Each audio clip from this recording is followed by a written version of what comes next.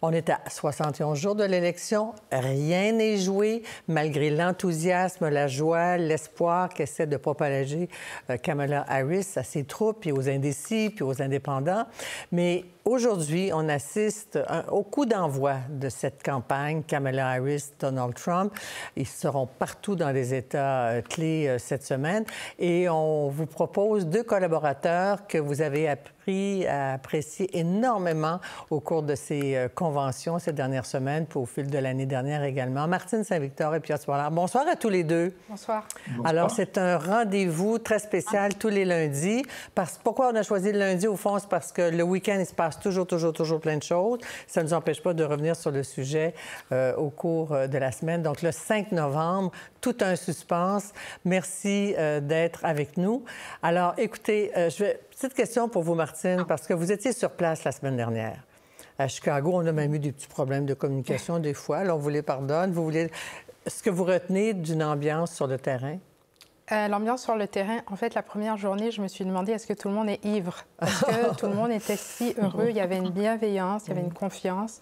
Évidemment, je n'ai pas de comparable parce que c'était ma première convention, mais je vous dirais que les gens étaient vraiment très optimistes et avaient hâte au 5 novembre. Oui, alors vous êtes devenu un peu contaminé par la fièvre politique, quel que soit le parti, d'une certaine manière. Écoutez, on vous propose 3 sujets ce soir. On va commencer par le sujet du jour.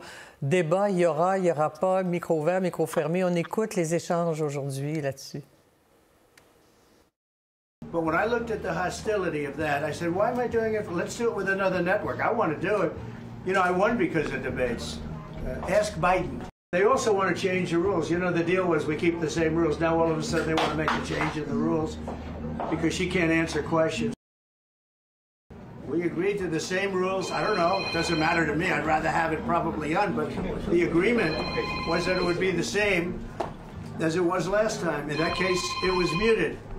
I didn't like it the last time, but it worked out fine. Trump, vous aurez compris qu'il accuse Kamala Harris de vouloir se défiler. Alors, la question se pose, ce n'est pas Trump qui veut se défiler. Voici la réponse assez originale. Écoutez bien ce que vous allez entendre. C'est la réponse du camp Harris. We agreed to the same rules. I don't know. It doesn't matter to me. I'd rather have it probably on. But the agreement... They say, oh, Trump's, you know, not doing the debate. That's the same thing they'll say now. I mean, right now I say, why should I do a debate? I'm leading in the polls. Alors, on entend des poules, hein? Alors, je vais commencer avec vous, Piotr, si vous voulez bien. On va revenir sur le fond. Dans un instant, débat ouvert, pas fermé, mais la réponse, l'échange, le ton, l'échange, est-ce que vous y voyez là-dedans une façon du camp démocrate de se moquer de Trump, de répondre sur un autre ton? Ouais, bienvenue à la cour de récré. C'est vraiment ça l'ambiance. Ça traduit d'ailleurs plus sérieusement une agressivité beaucoup plus forte de l'équipe de campagne Kamala Harris, en particulier sur les réseaux sociaux, que celle qui existait avec Joe Biden. Il y a vraiment une différence de ton, il y a un cliquet qui a été enclenché pour répondre vraiment du tac au tac à chaque fois que Donald Trump dit quelque chose d'à peu près controversé.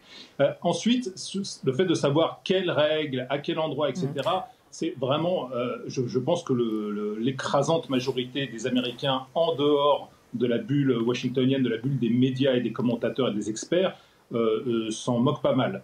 Le jour du débat, les gens évidemment regarderont avec passion, mais ces règles-là ne concernent vraiment que le petit monde des experts. L'argument de Donald Trump consistant à dire « oui, mais bon, les règles ont déjà été négociées, on ne revient pas dessus ».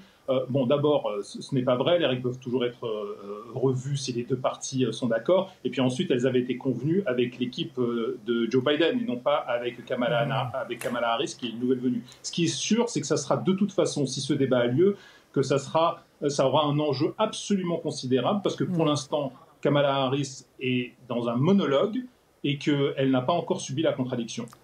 Ce débat, s'il a lieu, serait le 10 septembre. D'ailleurs, Trump en voulait 3 débats, Martine. Donc, il en veut un débat, il n'en veut pas. Il dit « oh, ce serait correct pour moi ».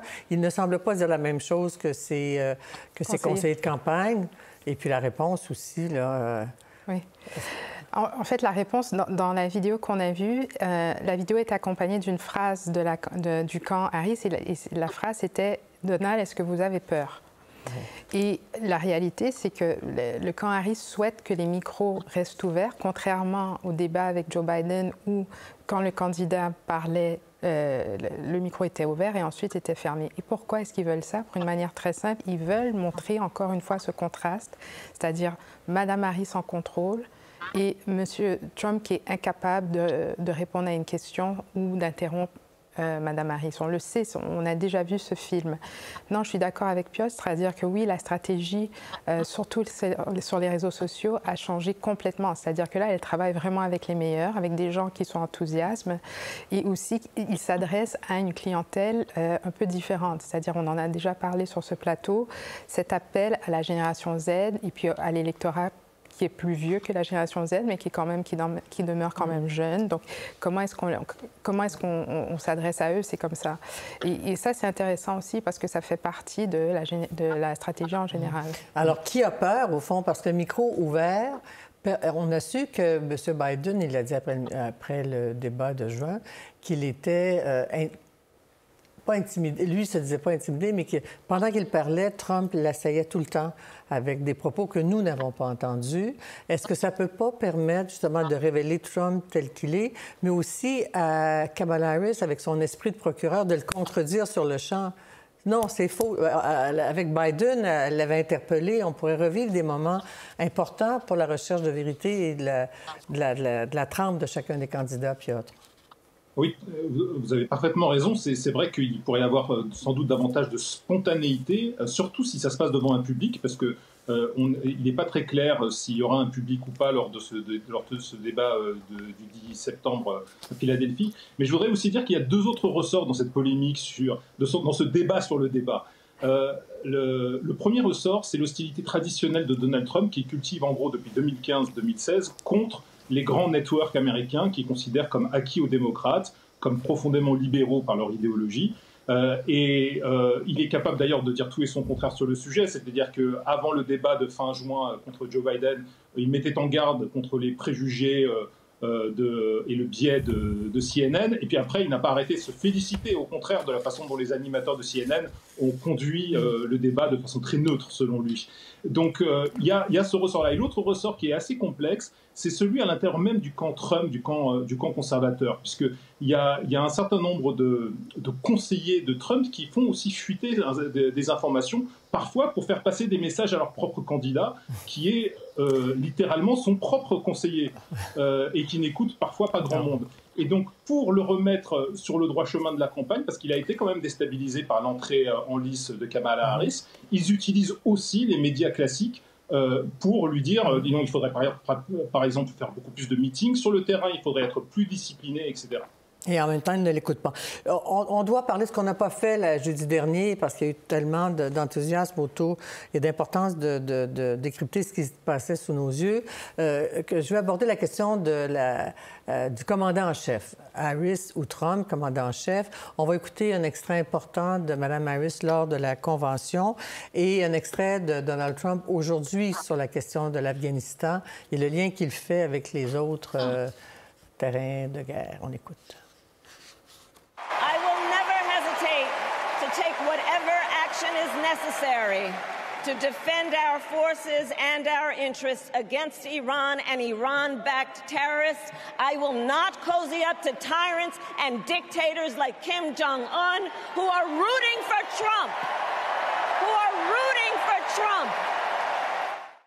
Today marks the 3-year anniversary of the terrorist attack at Abbey Gate. It means Afghanistan.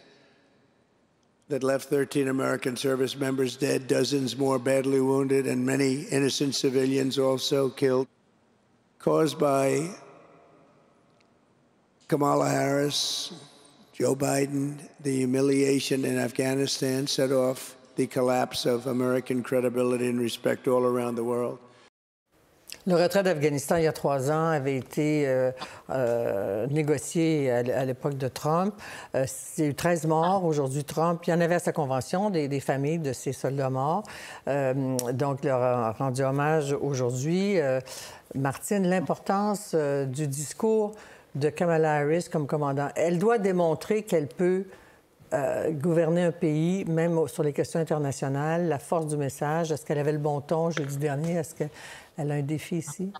En fait, un des défis qu'elle avait lors de la Convention, c'est de justement avoir plusieurs tons. Donc, l'extrait qu'on a vu, qu'on a entendu, elle était déterminée, et puis elle était... c'est pas le même ton qu'elle avait utilisé, par exemple, lorsqu'elle parlait d'aide sociale, ou etc. Il y a quand même des images qui sont importantes. Il y en a une qui a été dévoilée par son camp hier sur ses plateformes médiatiques, et d'ailleurs, c'est pour ça qu'elle ne sent pas le besoin d'accorder des interviews parce que c'est une équipe qui est très prolifique, qui partage beaucoup d'images.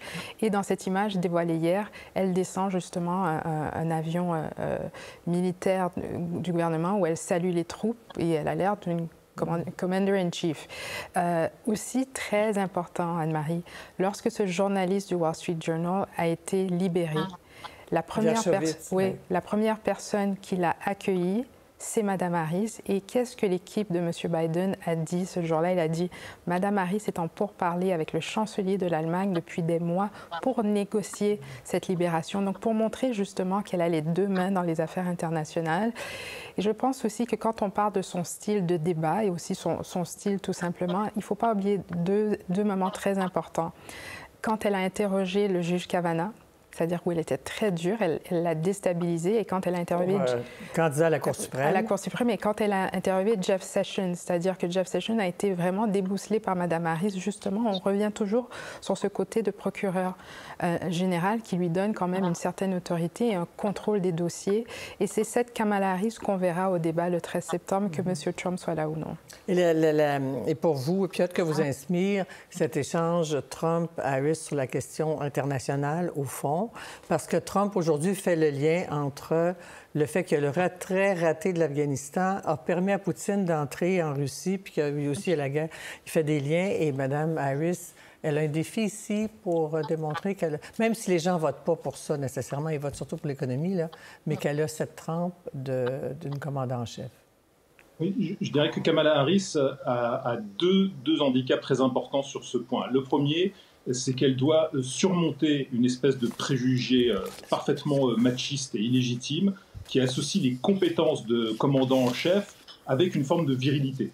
Or, c'est une femme, elle peut être compétente parfaitement dans ce rôle de commandant en chef, là où d'autres hommes dans le passé ont occupé ces fonctions et n'ont pas spécialement brillé sur ces questions. On peut penser à la guerre en Irak, par exemple, sous George W.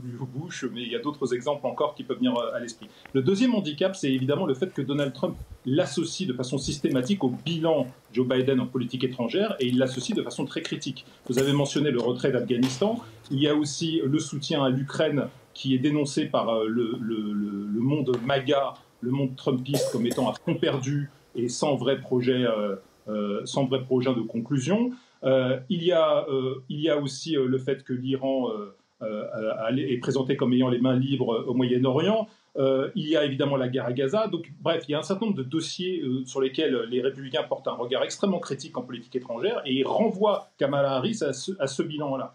Et comme Kamala Harris n'a pas réussi à se démarquer sur aucun véritable sujet de politique étrangère, même en nuance, même sur le ton, par rapport à Joe Biden, effectivement, ça va être un des enjeux pour elle dans le cadre du débat futur contre Donald Trump. Eh bien, on va parler des sondages. On a hâte de voir s'il y a véritablement un effet de la Convention démocrate sur les sondages. Ça ne bouge pas très vite. On a quand même eu l'audience de jeudi soir dernier, 28 millions, je pense, ,2, ce qui montre l'intérêt. C'est 3 millions de plus que Donald Trump le jour 4 de sa convention. Les derniers sondages, c'est ça entre le 21 juillet, jour de démission de Joe Biden, et le 26 août. Là, c'est inversé, c'est 3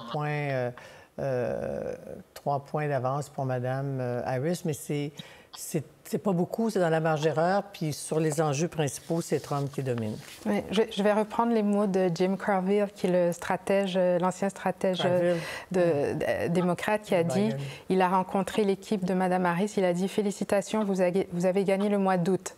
Maintenant, il faut gagner les autres mois, il faut gagner le 5 novembre. Donc, effectivement, cet enthousiasme, c'est une chose. Je pense quand même qu'il y a des chiffres concrets qu'on peut suivre au-delà des sondages. Par exemple, l'argent qui a été ramassé. Il y a quand même plus de 40 millions de dollars qui ont été amassés depuis la fin de la Convention. L'augmentation des enregistrements... 82 millions pendant la Convention pour un total de 540 millions. Et de ce 540 millions, plus de 320 millions viennent de femmes, ça, il faut le dire. Et aussi l'augmentation du nombre d'inscriptions sur les listes électorales. Pourquoi? Parce que d'habitude, cette augmentation, c'est une augmentation qui est au bénéfice du Parti démocrate. Alors, il y a plus de gens qui décident de s'enregistrer pour voter, c'est bon signe. Mais effectivement, comme James Carville a dit, oui, ils ont remporté le mois d'août, mais il reste les autres mois quand même. Ouais, dans les différents États où on sait que c'est quelques dizaines de milliers de personnes qui peuvent faire la différence. Piotr, pour vous? Je suis tout à fait d'accord avec Martine. L'indicateur des inscriptions sur les listes est extrêmement précieux. Et on voit depuis l'été 2022, après la décision de la Cour suprême sur l'avortement, que cet indicateur est totalement favorable aux démocrates, État par État. Et on assiste à nouveau à une dynamique de cette nature depuis que Kamala Harris a pris le manche de la candidature démocrate.